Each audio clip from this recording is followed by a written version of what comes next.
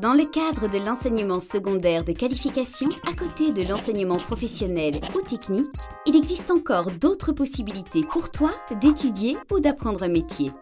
Tu as certainement déjà entendu parler des CEFA, les centres d'éducation et de formation en alternance. Mais dans le fond, l'alternance, de quoi s'agit-il? Il s'agit d'une méthode pédagogique destinée à apprendre un métier par une formation théorique et par une formation pratique en milieu professionnel. Tu vas donc passer de l'école à l'entreprise en alternance.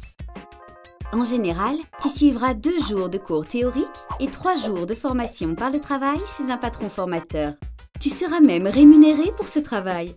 Par ailleurs, tout au long de ton parcours, tu es encadré par l'équipe du CEFA qui veillera au bon déroulement de ta scolarité et assurera un rôle d'interface avec l'entreprise. Cette expérience professionnelle acquise sur le terrain est une garantie de réussite sur le marché de l'emploi. Tu es intéressé? Alors voyons d'abord si tu remplis les conditions d'admission.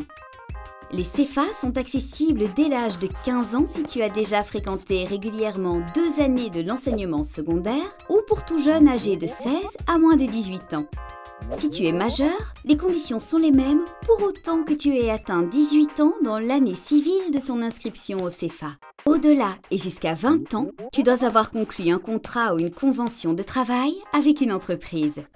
Enfin, de 21 à moins de 25 ans, tu dois avoir été inscrit dans un CEFA avant le 1er octobre de l'année civile de tes 21 ans et avoir conclu un contrat ou une convention avec une entreprise. Nous parlons ici de contrat ou convention avec une entreprise. Mais de quoi s'agit-il exactement?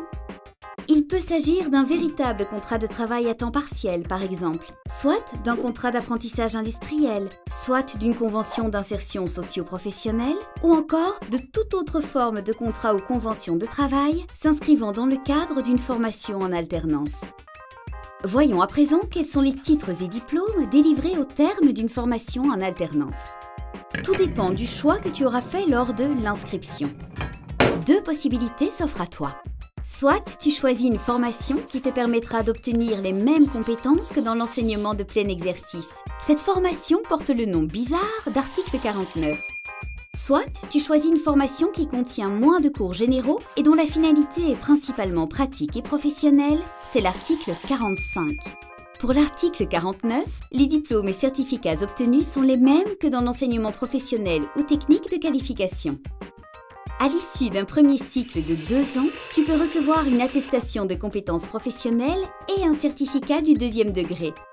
En fin de 2e cycle de 2 ans également, tu peux obtenir un certificat de qualification et un CESS. Mais, dans la plupart des cas, une année supplémentaire équivalente à une 7e professionnelle sera nécessaire pour obtenir un CESS et un CQ7.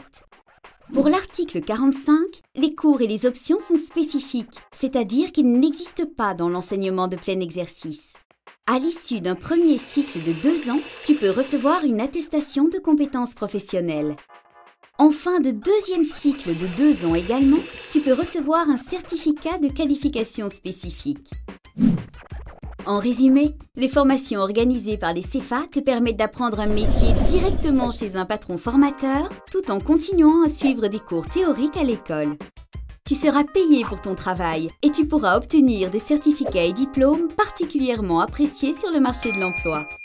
Si tu as besoin d'informations complémentaires, n'hésite pas à contacter le secrétariat permanent de la formation en alternance, CISFAL, ou surfer sur leur site www.cisfal.be. Sinon, tu peux toujours bien entendu prendre contact avec nous ou dans tout autre centre d'information jeunesse. Ciao!